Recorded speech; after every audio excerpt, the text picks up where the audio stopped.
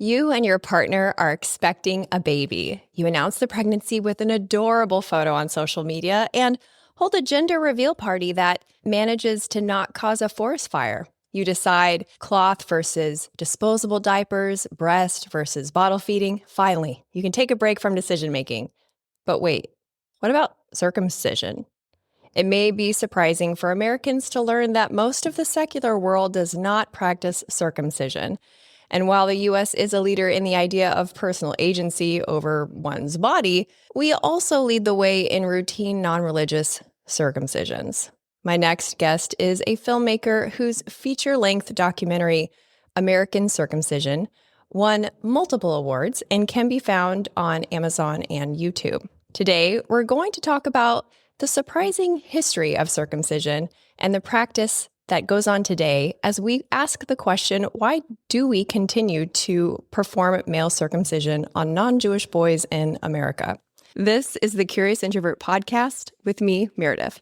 Around here, we explore taboo questions and societal blind spots. My mission, and yours if you choose to accept it, is to inspire curiosity by exploring the nuance and paradox of our world. Please help me welcome author, filmmaker, social change maker, Brendon. Thanks for being here. Thank you. I think I first thought about the idea of male circumcision in the way that we're about to discuss when I was 19, which is kind of a weird time for a girl to think about like circumcision. But I had just learned about the practice of female genital cutting in other parts of the world. And I was reading like survivor accounts and, of course, horrified. I'm totally horrified at this thought. I keep reading and then something calls it female circumcision. And that's when the light went off for me. Like, wait a minute. How are we rallying for the cause of ending this practice in other parts of the world? And yet we are performing this practice in my part of the world. It was a very eye-opening moment for me. And it's one of the reasons that people have a hard time even talking about this issue, right? It's kind of like a sticky nest of peripheral thoughts that prevent you from even getting to the core idea. So you having done a lot of work in this area, a lot of research, I would love to hear kind of some of those peripheral, we'll call them thought barriers that prevent that conversation from even happening. Yeah, the ethics of this are really very simple. It's that cutting off parts of children is bad, and we shouldn't do it. We should leave them whole and intact. That's the bottom line. And absent all of the other cultural ideas that people have around this, that would be a very simple and obvious message. I think if anyone told you as someone who's having a child that your baby's going to be born whole and perfect and there's not anything that you need to do, that would be a really relaxing and relieving message to hear, that children just need love, not surgery. And yet there's all these cultural things around it that I think perform a sort of cultural hypnosis on people, where the way that we think about, for example, female genital cutting, and by the way, I've interviewed survivors of female genital cutting for my film, and they compare male and female circumcision in their testimonies. They say that the ethics are the same.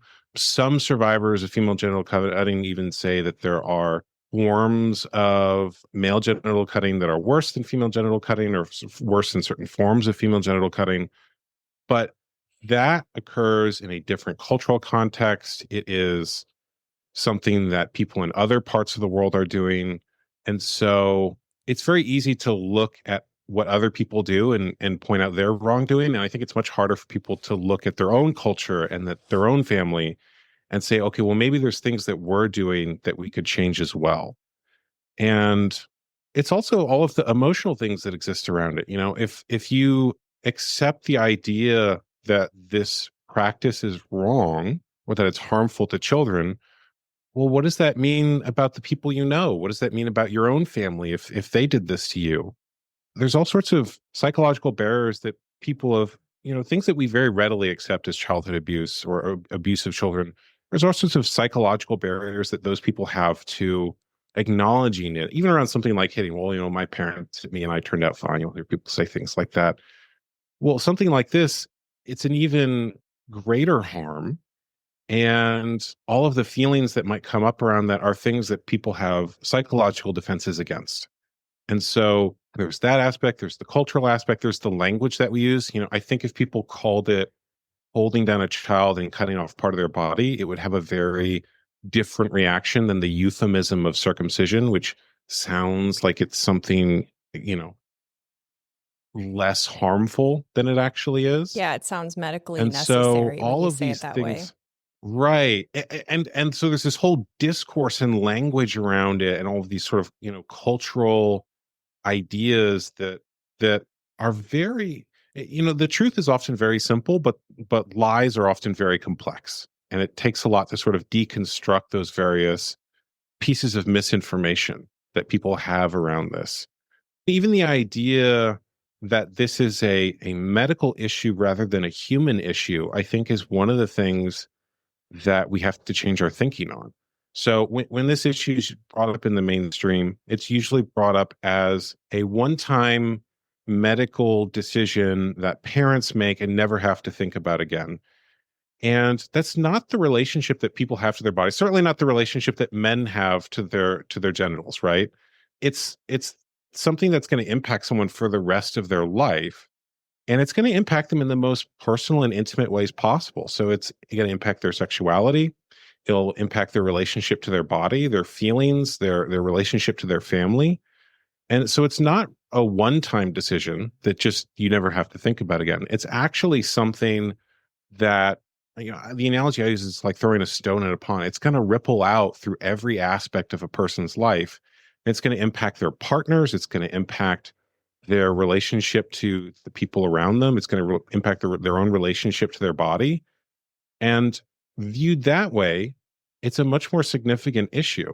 And I think if there was any other issue that impacted every man in America, every partner of a man, everyone who had kids, that it would be something that people talked about all the time. But because it intersects with sexuality and religion and medicine and all these sort of taboo things, people are less willing to talk about it. And one of the things that I do is, when I bring it up is I don't think I think people have a lot of fear around this. And it's once you actually start to understand it and feel whatever feelings you have around it, they're done. Like, you have the understanding now. And like any other trauma or thing that someone might want to clear in their life, once you explore it and you see it, you're done.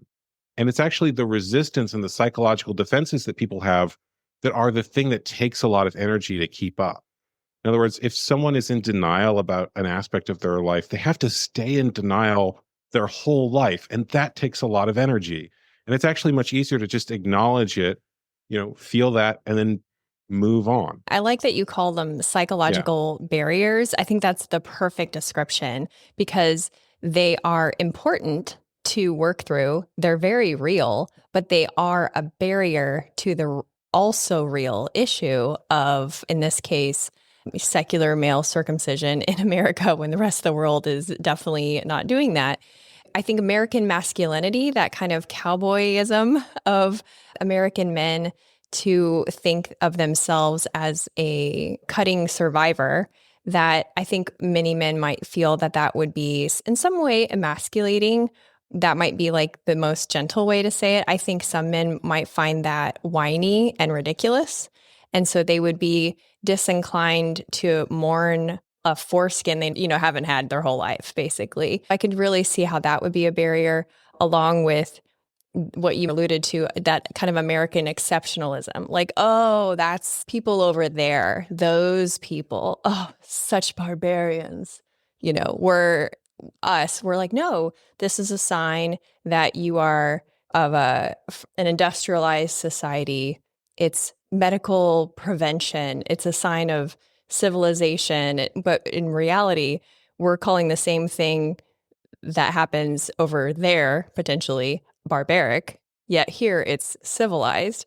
And that is a hard pill to swallow. You asked at the beginning of this why it continues, and I think it continues because there's a very strong cultural system of psychological defenses. In other words, people have individual psychological defenses, but cultures also develop certain defenses. And certainly people who are profiting from, doing this practice benefit from those defenses. You brought up the issue of men and masculinity. It takes a lot of courage to speak about this issue. And if you think about the traditional masculine role is that you protect your children, right? If someone wanted to do anything like that to a man's child, to cut off a part of someone's child, I think most men would respond with a very strong masculine response to that. And yet, what the larger cultural system around this does is it frames that as, whining, or as the thing that isn't courageous and isn't the masculine role, when in reality that is the primary masculine role, is to defend your children. And so there's a way in which that I think the people who perpetuate this on some level unconsciously know that being strong is a very important value to men. And so they try to frame standing up to them as something weak, when in reality, standing up to your entire culture when they're engaged in wrongdoing is an incredibly courageous thing to do and requires a lot of strength to do.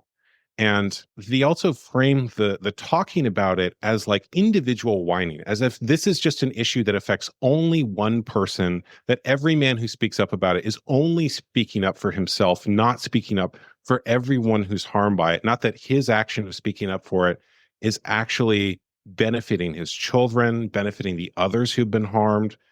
That is actually the action which is benefiting others, not just that individual man. And what benefits the individual at the expense of everyone else's safety is to say, well, I'm fine. To ignore the problem or silence the problem in some way because it's uncomfortable to talk about it, right? And if you think about it that way, that's an incredibly weak thing to do, to not speak up for an issue that's impacting so many, that harms children, that's continuing to do that. And yet, the cultural framing that's been created is a psychological defense against people speaking up. It's the same, by the way, I would say the same ethics there for women who speak up about female genital cutting. For a woman to speak up about female genital cutting in a culture that practices that, we see those women as very brave, as activists. And I think also that speaks to our different relationship between men and women's bodies, that women's bodies are sort of seen as very fragile and in need of protection, whereas men's bodies are kind of expected to be harmed in various ways for the benefit of the larger culture. Men are expected to do things like die in war. They're expected to go work dangerous jobs. And so harm which is completely unnecessary, which benefits no one, kind of gets slipped into all the cultural constructions that exist around that. And it's also, in those cases, a man might willingly choose those things as an act to protect or benefit in some way others he cares about. But this is something that benefits no one, except for maybe the people who are profiting from it. I definitely want to talk about the harm part, because I think a listener, as they hear you say, oh, something that harms children, especially parents, right? Poor parents, they're guilt-ridden enough, I swear. But I feel like we should definitely talk about the reality of what happens when a baby is circumcised. So we'll get to that in a second. But let's start at the beginning, the very beginning, if we can, the history of circumcision. Where did that all start? I think that'll give us a good perspective of where we are now. It began as a medical practice during the Victorian era.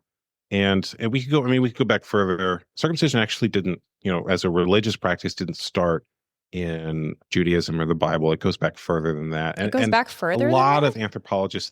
Yeah, that's why in the biblical text they introduce it as an idea that already exists. Oh. And a lot of anthropologists think it was a substitute for child sacrifice. In other words, people were killing their children as an appeasement to gods, and they said, well, what if instead of killing children, we just mutilated them? And if you think about it, like that's like a step forward in human progression. Okay.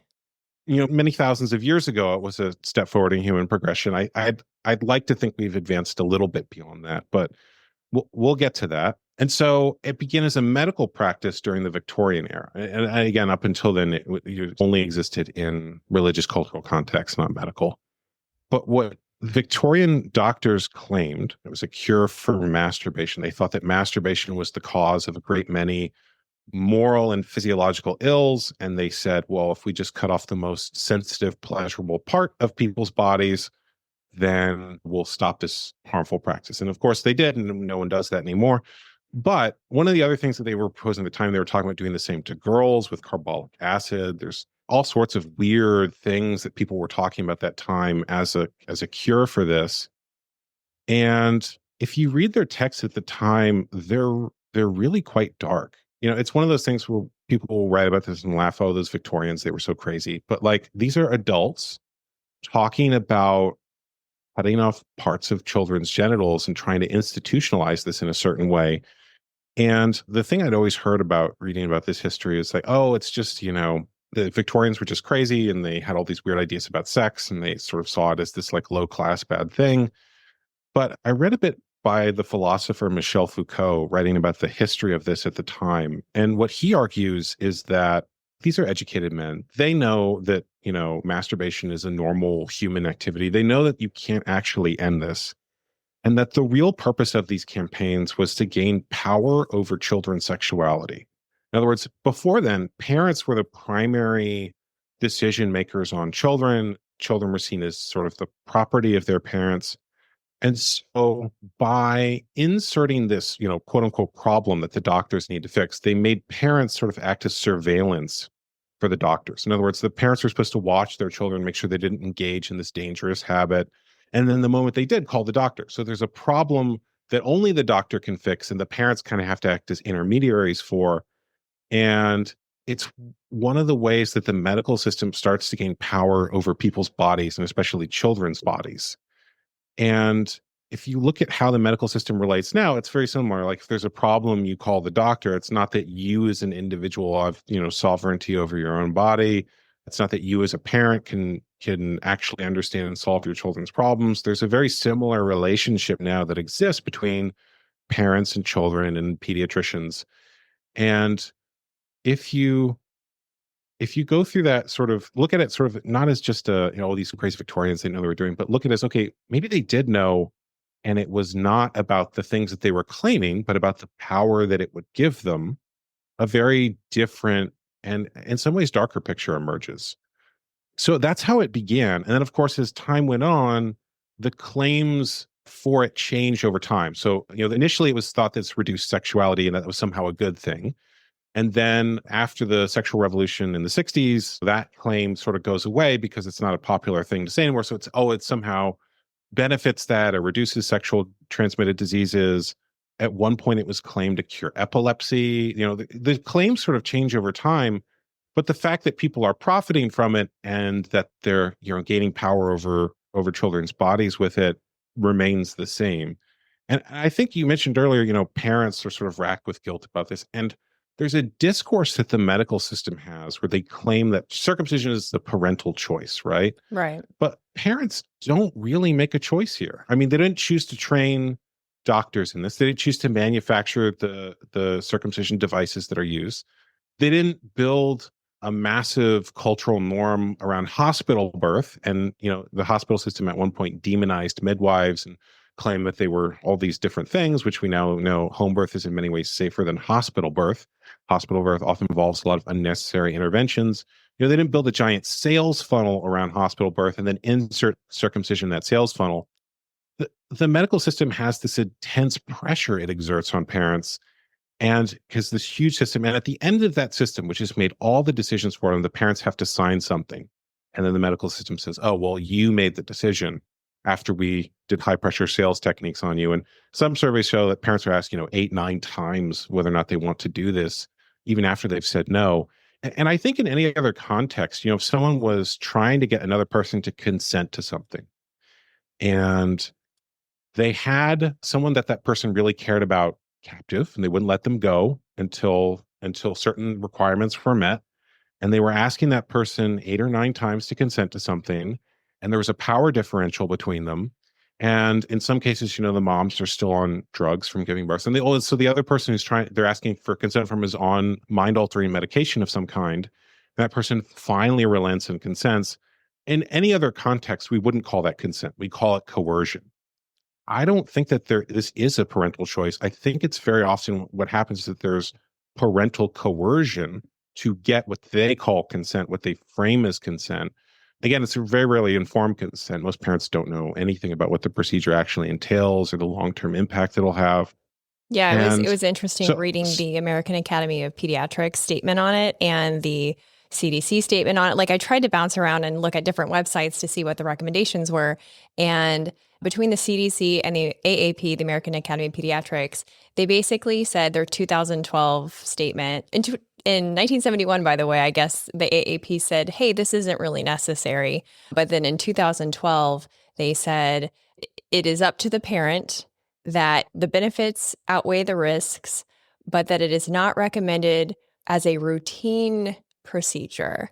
All of those words. Also say in that statement, they don't know how to quantify the risks. So whatever those risks are, so for sure that weighs them. Can you talk about relative risk versus absolute risk reduction? And because this is, I think, one of those, I don't know, it's even more than a psychological barrier, right? This is like I don't know, whatever the next level of barrier is, because people think, well, wait, I want to actually protect my son from HIV or from a UTI or whatever else they're saying. Yeah. So a really simple analogy for relative versus absolute risk. If you're indoors, your relative risk of being hit by a meteor is probably down thousands of percents. And your absolute risk of being hit by a meteor is probably really low. That's probably not going to happen to you. But, you should probably stay indoors all the time because your risk of being hit by a meteor, relatively speaking, is thousands of percent lower. That's kind of a way of thinking about it. That's a great analogy. Yeah. I mean, it's basically, I can go through all of the science on this. I studied it for my film. I interviewed people about it. But at the end of the day, most people are not making decisions about their bodies and sexualities based on percentages of HIV transmission rates in sub-Saharan Africa, right? Like it's when people bring up this data, I think it's what you might call a fake because. It's like, oh, well, that's the reason. And now I don't have to think about it. And really, they wanted a reason not to think about it. And that sort of was the excuse that their mind could latch onto that someone gave them. And, when it comes to female circumcision or female genital cutting, we don't evaluate it. Like if someone came to you and said, well, I heard it reduces the risk of UTIs to have it, that, you'd be like, get out of here. Like, that's ridiculous, because we understand that when it comes to women's bodies, the ethics are, what does that person want for their own body and what do they consent to? The other thing here is that there's a framing difference where this is a child's body and it's also a man's body. And I think the way that people perceive children and also perceive men is very different. And what I notice is that in the discourse around this, the dominant society sort of picks and chooses the things. So it's like, well, it's a child's body when we're talking about who has the right in certain situations to consent for them. And also when we're talking about sexuality, we don't have to think about that because it's only a child. But when a man speaks about it, like there's sort of a different discourse and sort of pick and choose what they want from each one, not acknowledging like there's a continuity between them, right? If you do something to someone as a child, it will impact the man they become as an adult. So, yeah, I mean, I can go through all the different individual science things there. The change in policy statements is, I think, largely due to internal stuff within the organization. In other words, when people hear that, they think that these are, objective medical bodies, not political organizations that various people are vying for power within. So the 1970 statement was put out by one group, and then a Jewish pediatrician who has written poetry about how wonderful circumcision is took control of the next committee and released a very pro-circumcision statement. He's in my film. You can see him in there. Oh, I think I remember him now. And yeah. Yes, he's got a bow tie. There were there weren't very many pro-circumcision people in the film. Maybe they just didn't want to talk about it. But the ones that were, I was like, you guys are not that convincing. I was really hoping like, okay, yeah, let's do another strong argument from the other side. You kind of like that, especially when you're conducting a thought experiment. But it seemed more like they were just trying not to get sued, honestly. Yeah. The biggest pro-circumcision voices are in the film. It's just that there are very few anymore that are pro circumcision. And what they will instead frame them as themselves as is pro parental choice. Oh, They'll say, well, parents want to do this for all of these cultural reasons, and they should be allowed to for all of those cultural reasons. And if you talk to the parents, they say, well, we've been told for many, many years by doctors, this is the medical thing. And so there's a kind of thing now where there's sort of playing hot potato with the blame. Like, no, no, you're the ones who did this. No, no, no, you're the ones who did this. I feel like the blame squarely falls on the people who have billions of dollars and have been using that for many, many years to promote the practice and profit from it. That's just my perspective.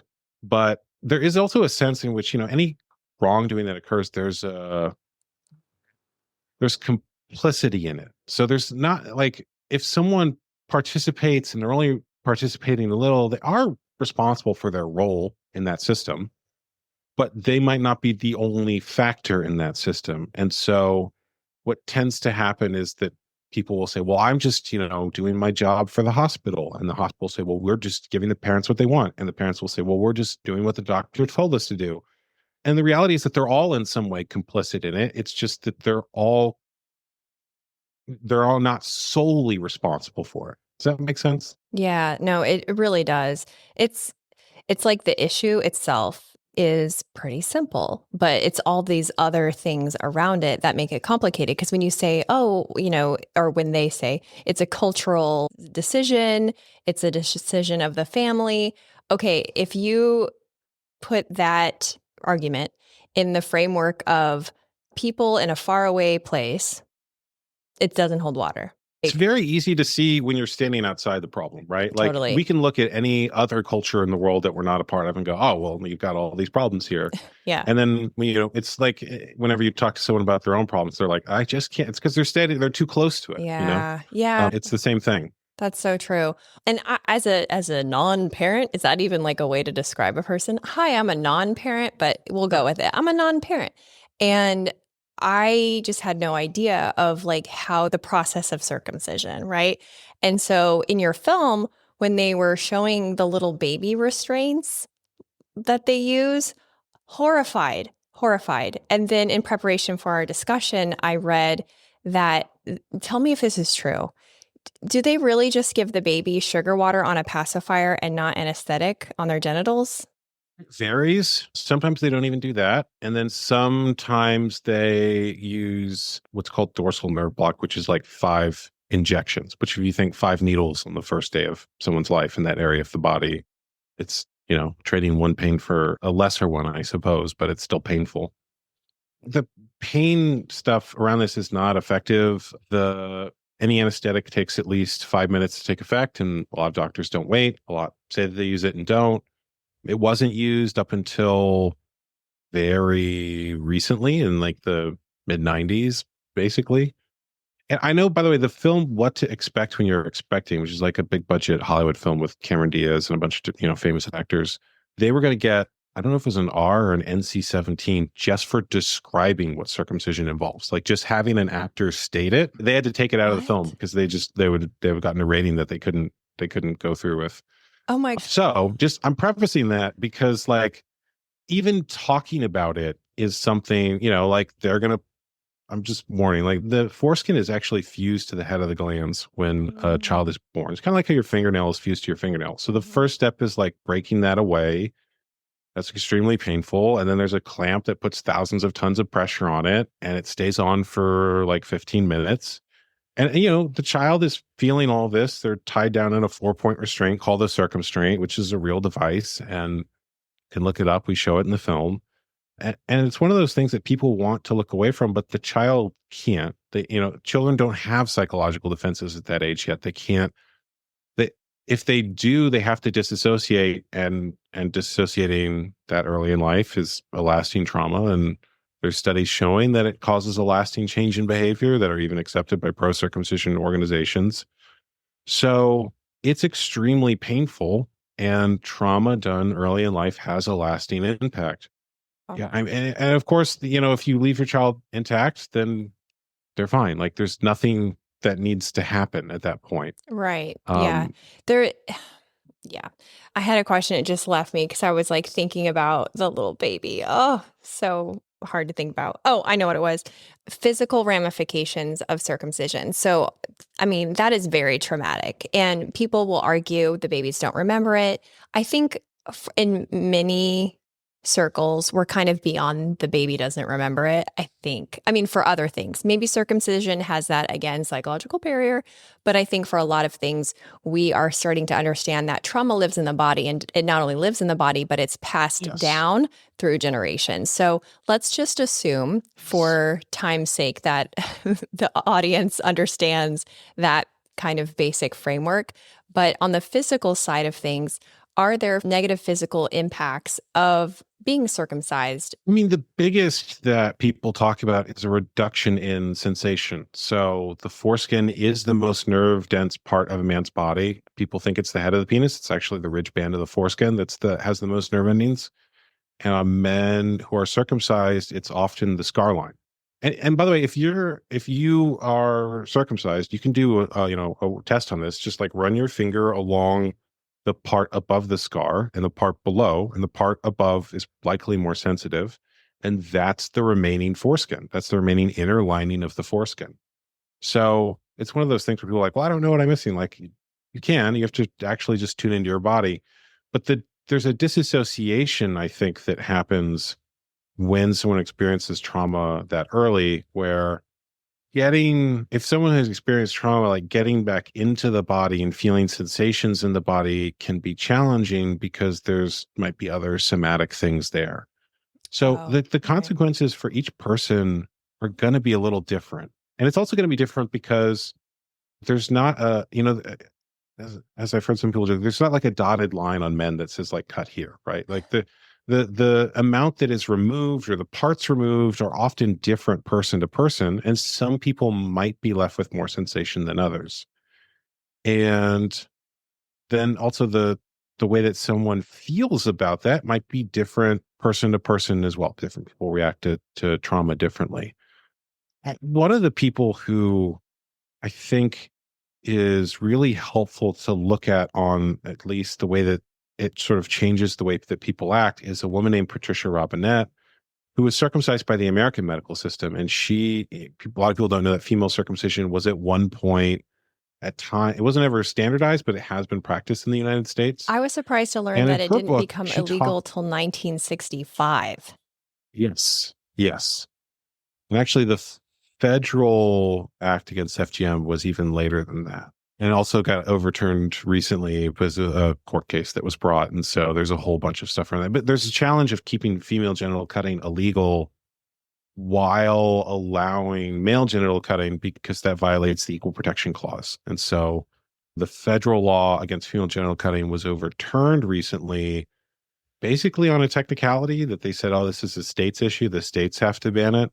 But I think it was also an attempt to avoid the fact that the defense was going to make that case. And they're going to say, like, look, it's our religious practice and we have the right to do it. And they were going to make a whole argument around that. But anyway, the reason I bring up Patricia is that in her book, she talks about how when she discovered this had happened to her, because, no one told her as she was growing up, and she didn't have any like seeing other people's bodies to know that that's what was going on. She said that she felt relieved in a sense because she had all these feelings that she didn't know where they came from. This sort of like anger. She said that sexual experiences weren't satisfying for her. So she would go from partner to partner to partner, like trying to find a satisfying experience. And one of the things that she says in her book, she says, a lot of men might experience the same thing. And that things that we think of as normal male behavior might be people who've survived trauma. And if you look at people from culture, I mean, part of the challenge is I don't know that there is a culture on earth that doesn't in some way engage in trauma towards their children. But if you look at people from other cultures, they have a different relationship to sexuality. And if you see someone who has an anger that you're not sure where that comes from, or they're going from partner to partner, not having a satisfying experience, can you trace it back to this or not? It's going to depend person to person. And the challenge of studying something like that is there's not you can't split test a population and give them all the same childhood and all the same experiences and find things like that. But I have after interviewing a lot of people about this, found that there's a lot of men who have experiences like that they didn't realize were going back to this. In other words, they just they had anger issues, and then they got into some form of somatic or therapy that, regression therapy or primal therapy or something like that. And they were like, oh, now I understand where that comes from. And like Patricia, there's a relief when you find out, oh, this is where my feelings come from. There is a reason for them. And very often that's the thing that allows people to transform or change and let them go, is when they understand where their trauma comes from. But it's going to be, again, it's going to be different person to person. And also the impact of I mentioned that there is a reduction in sensation. How does a particular person relate to that or process it? For some people, that might not be what they value. For others, it's a very important value to them that is going to cause all sorts of things for them. But it's going to depend it's hard to evaluate the physical because the physical is tied to the psychological, There's a very simple solution, which is keep your kids intact. That's it. It's very simple. Yeah. It's all the other stuff around it. Right. Well, and this is such an interesting conversation. Thank you so much for this discussion. Before we sign off, will you tell people where they can find your film and just kind of follow your work, because you are into a lot of really interesting topics. If you're interested in all of those things, my film is at circumcisionmovie.com. I am at BD Murata, my first two initials in my last name, on every social media platform. I have a Substack called hegemonmedia.com where I write about social justice issues and the treatment of children. And if you follow me on those places, you'll find my other interests in things like novels and AI art and maybe the next film that I do, which are all about completely different things. Awesome. Thank you again. I really appreciate it. This was really good. Thanks for listening. Since you've made it this far, I'd like to invite you to be a part of my private Facebook group. In there, I post content that I don't share anywhere else. You can talk to me directly about past and future episodes, and I even do occasional giveaways. Search MFR Curious Insiders on Facebook or click the link in the show notes. Hope to see you in there. And if you liked this episode, you'll also like the one about the secret lives of men and their mental health. That's episode 293. Stay tuned next week when I talk to a professor of critical thought and philosophy, asking if witches are making a comeback. Until then, keep it curious.